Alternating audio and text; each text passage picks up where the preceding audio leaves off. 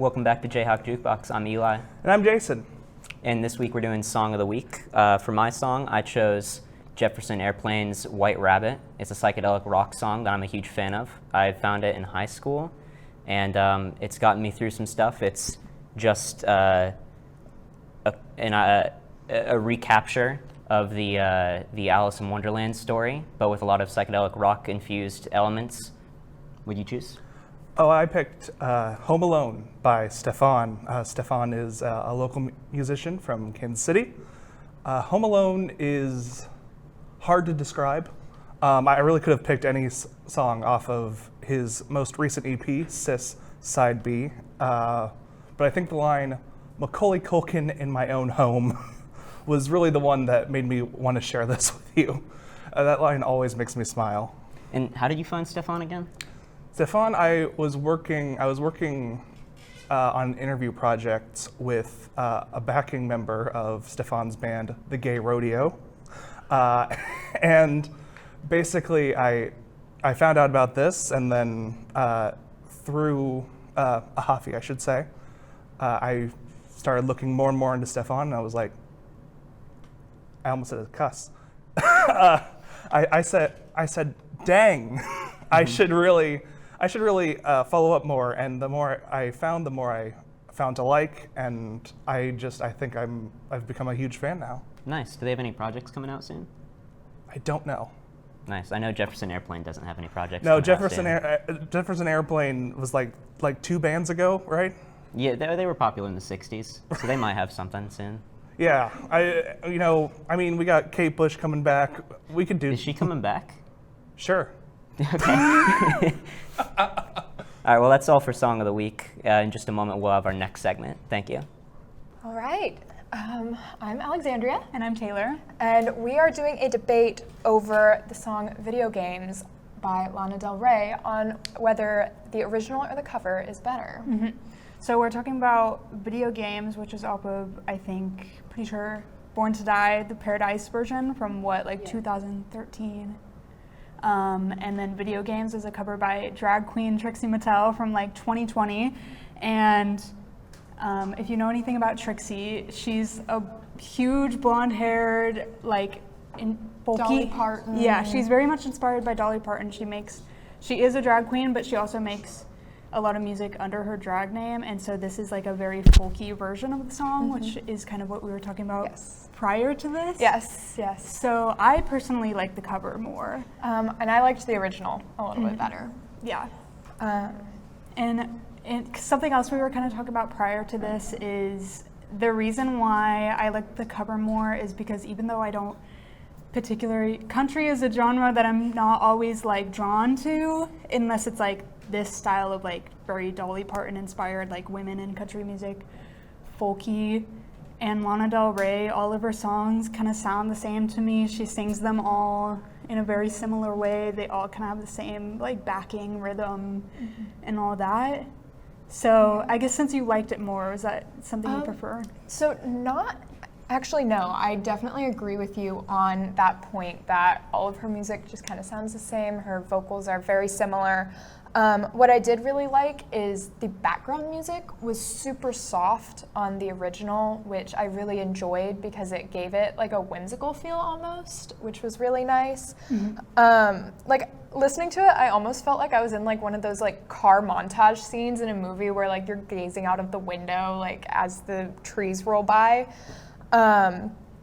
And that's kind of what I really liked about it. I very much like to analyze lyrics and how it makes me feel, and it just made me feel very movie-like, which I very much enjoyed. Yeah, I definitely agree with that for the original, and I did kind of notice the differences in the actual instrumentation of it itself, of how the original has those harps in the background, and then Trixie's version has still the harps, but it's a harpsichord instead, which is also kind of her thing. And I think I don't know, something about it, it's one of those songs that just never gets old for me. Maybe it's just bias because I just love Trixie so much too. But I don't know, it's something about it. It's hard to describe. But I love songs like this that are super romantic about non-hetero relationships. Yeah. So Yeah, and something I'd noticed in Trixie's that I actually did really like was that the lyrics were super clear. Trixie is very great at projecting and has a very smooth tone. And both had their issues when it came to their higher and lower registers, just due to their vocal makeups with getting softer, which is a fairly common issue in music, and that in turn can blur the lyrics. But Trixie did a really great job of projecting the lyrics out. Mm-hmm. That's something that in some of her other music I don't like as much because it almost is too clear, like almost too musical theater-y. Yeah. But something about it worked with this for me, and I just really like her music like this.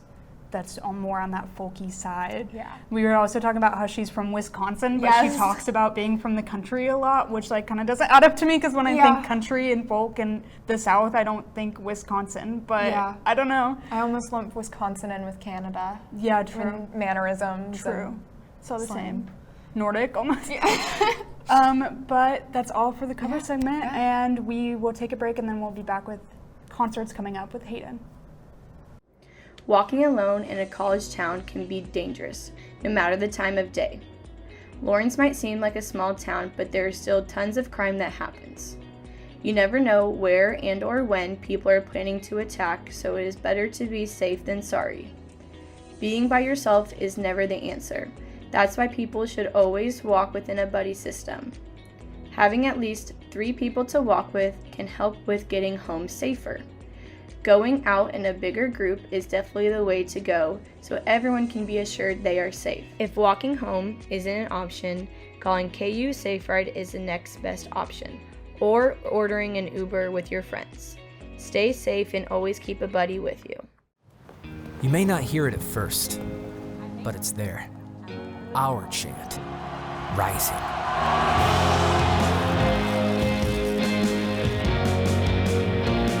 On this summit, callings converge, voices unify into a chorus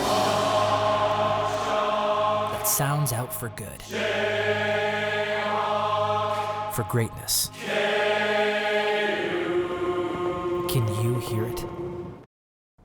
Hello, welcome back to JayhawkJukebox. I am Hayden Spratlin, and I am going to be doing the first 7-day live music forecast. So these are just going to be assorted shows going on throughout the next week here in Lawrence. So as you see over here, Thursday, you have the band Ice Cream, which is an up-and-coming garage rock band from San Francisco, California. They're going to be over at the Replay Lounge, and that show's going to start about 6 p.m. It's going to be a $7 cover to get into the Replay Lounge. Then here on Friday, you're going to see Miss May I at the Granada. They're performing tomorrow. If you get your tickets tonight, they're going to be $20, but tomorrow at the door, they're going to be $25. The doors open at 6:30, and the show is at 7:30.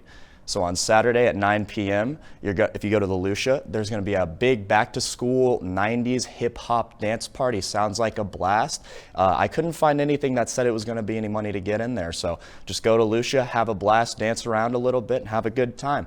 Now rolling on over to Sunday, we've got the Mild High Club over at the Bottleneck. Tickets in advance are going to be $22, and I believe they were $25 the day of. Mild High Club, I think, is one of the bigger bands that are going to be here in the next week or so.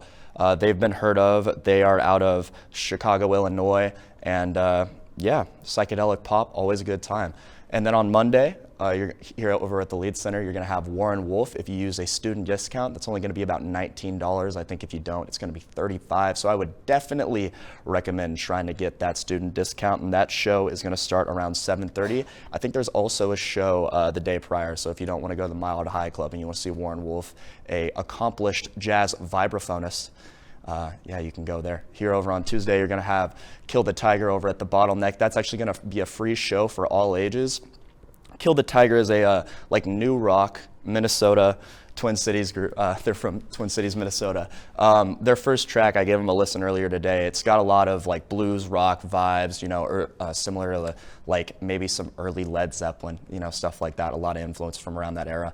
And then on Wednesday, right before our next show, you're going to have Built to Spill for a whopping $30 at the Granada. I think that show's going to be worth it. The Granada is a great venue. I love it. Built to Spill is a very well-known indie rock group coming out of Boise, Idaho.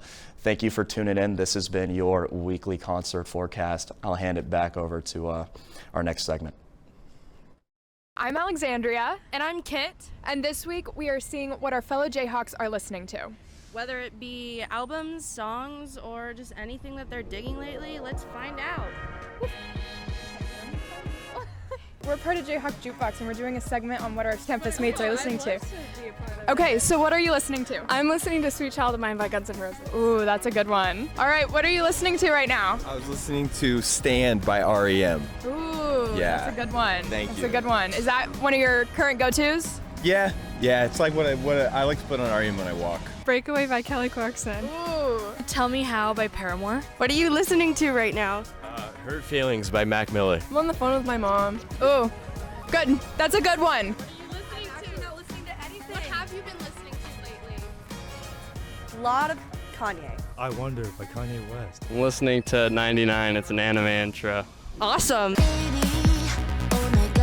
Alexandra, what are you listening to lately? Ooh, I've been listening to a lot of stuff lately. I've been listening to a lot of Alice Cooper. And I've been listening to a lot of Joe, aka Joe Keery, and also a lot of Wallow. And also, I've been listening to a lot of Beastie Boys, but that is glaringly obvious. What kind of artists are you listening to right now? Like, who's your go-to? Oh, Ariana Grande. Ariana? That's Yeah, a good she's my one. girl. That's a good one. Bob Dylan. Morgan Wallen. Suicide Boys. Podcasts. Podcasts? A podcast called The Basement Yard. And they're in like a room that has like a blacked out window. I'm listening to Kill Me Girl by the Backseat Lovers. Amazing. Champagne Problems by Taylor Swift. Vibes. Give Me Shelter by the Rolling Stones. That's a great one. Crazy Beautiful Life. Boom Polo G. I'm listening to Moves by Suki Waterhouse. Awesome. Great choice. Thank you. I've been listening to NBA Youngboy. Bring the Hook. Wildfire by John Mayer and Frank Ocean. Listen to Who Wants Smoke by Nardo Wick. The GOAT. Okay. Okay. So as you can see, our Jayhawks have some very interesting music tastes. Yes, very, very diverse. Very diverse. A lot of classics. A lot of A lot of classics. people on the phone with their mom. Yes, which is always As you good. should. Always love talking to my mom. Shout out Kelly. Shout out Heather. There we go. All right. So that'll wrap it up for this week, and we will see you again soon. Yeah, see you next week. Bye. Welcome back. I'm Nathan. I'm Hayden, once again. And we are back with the first vinyl review of the semester. It's going to be great. Yep, and we're actually going to do a jazz corner this week. Yeah. And this week we're going to do Working with the Miles Davis Quintet. So before I give any history, I just want to hear your first impressions. Well, I mean, I've listened to some Miles Davis in the past as a former trumpet player. I've always respected him. You know, he's got kind of a goofy vibe about him, the way he's handled himself in some studios, from what I've heard. You know, he likes to get things done his way. Fair enough. For sure. But yeah, I mean, I thought overall it was pretty good to listen to. I listened to it a few times while I was studying over this past week. I mean, yeah, great study music, a lot of stuff going on, a lot of variety in just like different tempos and like experimentation with different like bass lines and things like that. But, yeah.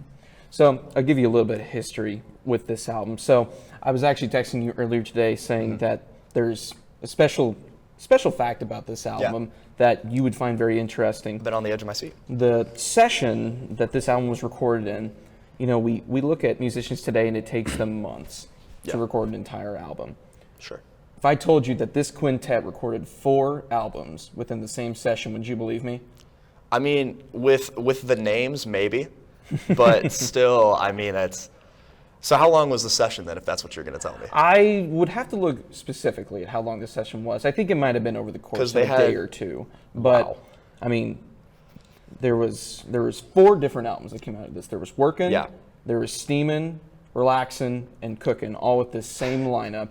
And all on that IN theme, I guess you could say. Yeah, I was about to say, they're always doing something, aren't they? And that kind of goes hand in hand because it was all recorded in the same session. This crazy. Yeah, it really is. This That is something. This Miles Davis quintet is referred to as the first great quintet because you've got Davis obviously as your leader. You've got John Coltrane on sax, one of the greatest sax players of all time, if not probably the best. You got Paul Chambers on bass, Red Garland on piano, and Philly Joe Jones on drums. And the reason this is referred to as the first great quintet, because he had another after that was also great. What was your favorite track off of this? Personally, I was a fan of Half Nelson. So there was a there was a marching band thing I saw a while ago when I was back in high school, and they played the Flight of the Bumblebees and like this big brass arrangement, and I was like, oh my God, this is awesome. And so I've always had like Flight of the Bumblebees in my head, and I listened to Half Nelson, and I was like, man, Coltrane following this sporadic melody line from Miles Davis. Are you kidding me? It kind of sounds like a little jazzier version of Flight of the Bumblebees. So I just really liked the energy. I really liked the just the following that Coltrane did. It shows their technical proficiency on their respective instruments. Really, it's kind of a flex, if we're being honest here. And yeah, I mean, it's a fun, pretty upbeat track. It keeps a good tempo throughout it. I think it'd be a great essay writing song, personally. Well, this entire album, you could essentially choose any song on here. Yeah. And probably write a pretty damn good essay. I would agree with you on that one. Yeah. And what's also really interesting about this is that, especially when I look at John Coltrane, this is not even Coltrane at his prime. No. This is still Coltrane developing into the player that he will be one day. You know, recently I actually just watched a documentary. Did he make any of the charts for any of the tunes on here? Do you know? I don't believe so. The charts back then were really weird because jazz wasn't so mainstream. That's fair, yeah. So you could have some of the greatest albums ever not chart, just because charts and jazz were kind of meaningless back then. In terms of my favorite tracks on here, I would actually say it kind of goes hand in hand with Coltrane's blues and Ahmed's blues. Coltrane's blues is. They're both really unique tracks. Obviously, Coltrane's blues. Yeah. Coltrane influence. Ahmed's blues. Ahmed Jamal, great piano player.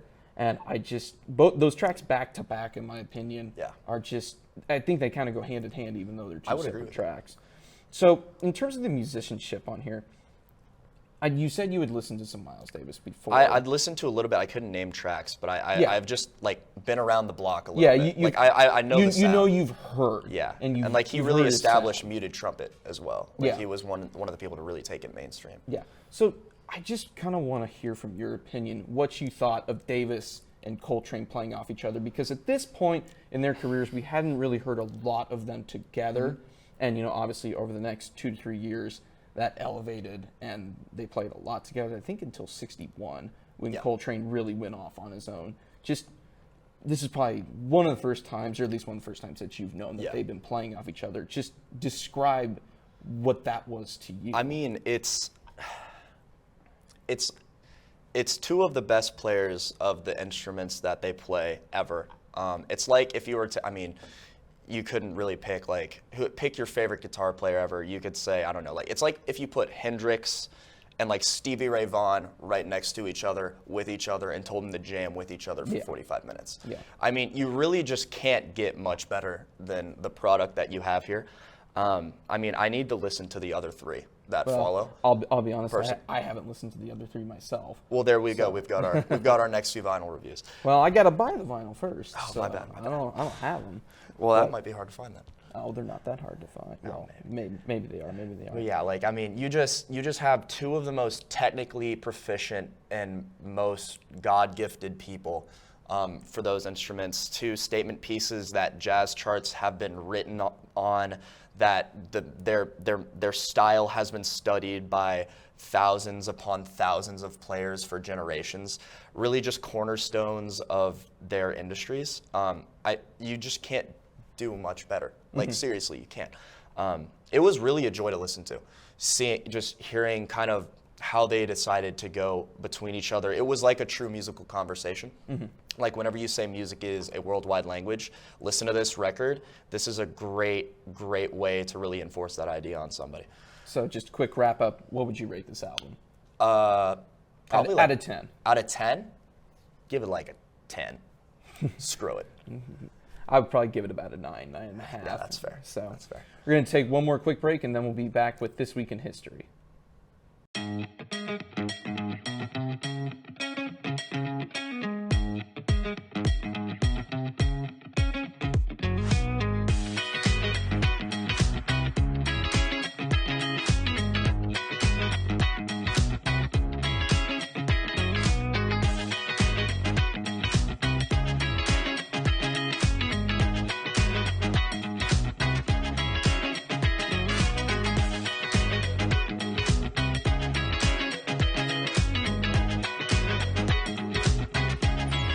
National champions deserve a clean campus. Don't wait for other Jayhawks to pick up your mess. Keep the University of Kansas clean. Welcome back to This Week in History, where we'll be reviewing events in music history from the past week. I'm Ashton. And I'm Andrew. In 1965, the Beatles started a 9-week run at #1 on the U.S. album chart with Help, the band's 6th U.S. chart topper. On September 15, 1975, Pink Floyd released their 9th studio album, Wish You Were Here, in the UK. The album explores themes of absence, the music business, and former bandmate Syd Barrett's mental decline. It peaked at #1 in the US and the UK, spending a total of 84 weeks on the chart. American singer-songwriter Fiona Apple was born on September 13, 1977. Her 1996 album Tidal featured her biggest hit, Criminal, and she is said to be the most unique, powerful, and melancholic face of the 1990s Baroque pop. In 1979, the film Quadrophenia was released based on the Who's 1973 rock opera about British mod and rocker culture in the 1960s. The cast featured British musician Sting from the new wave rock band, The Police. British singer-songwriter Amy Winehouse was born on September 14, 1983. Her debut album, Frank, was critically acclaimed, and her follow-up album, Back to Black, led to 5 Grammy Awards. It tied for the record at the time for the most wins by a female artist in a single night. It made her the first British female to win 5 Grammys. Winehouse died of alcohol poisoning at the age of 27. On September 15, 1985, Kate Bush released her 5th studio album, Hounds of Love. The album's lead single, Running Up That Hill, became one of Bush's biggest hits. The song hit the top of the charts again this summer thanks to the release of the latest season of Netflix's Stranger Things. On September 12, 1990, Stevie Nicks and Christine McVie from Fleetwood Mac announced they were leaving the band at the end of their current tour. At the time, some believed that Nicks's and McVie's departures were the result of bad blood in the wake of Mick Fleetwood's memoir, which shares details about the lives and drama of the band up until that point. Sharing a birthday this week is American rapper Jordan Carter, known as Playboy Cardi, born September 13, 1996. His second album, Whole Lotta Red, debuted at #1 on the Billboard 200 and became his first chart-topping release. He was nominated from the 2 BET Awards in 2017 and a Grammy for his feature on Kanye West's latest album, Donda, this year. Also on September 13, 1996, American rapper Tupac Shakur died after being shot 6 days earlier, driving through Las Vegas when 13 bullets fired into his BMW. Shakur is widely considered one of the most influential rappers of all time and is among the best-selling musicians, having sold over 75 million records worldwide. In 2003, American singer-songwriter Johnny Cash died of respiratory failure at 71. Cash is one of the most influential musicians of the 20th century, known as the Man in Black. He had the 1969 chart-topping single A Boy Named Sue, plus 11 other U.S. top 40 singles, and also had his own TV show in the 60s and 70s. In 2011, Adele went to #1 on the U.S. singles chart with Someone Like You. The track was also #1 in 10 other countries across Europe, Australia, and New Zealand. That's all for Jayhawk Jukebox this week. Tune in again next week at 4:30 and follow us on Instagram at JayhawkJukebox and Twitter at Jayhawk_Jukebox. Have a great weekend, Jayhawks.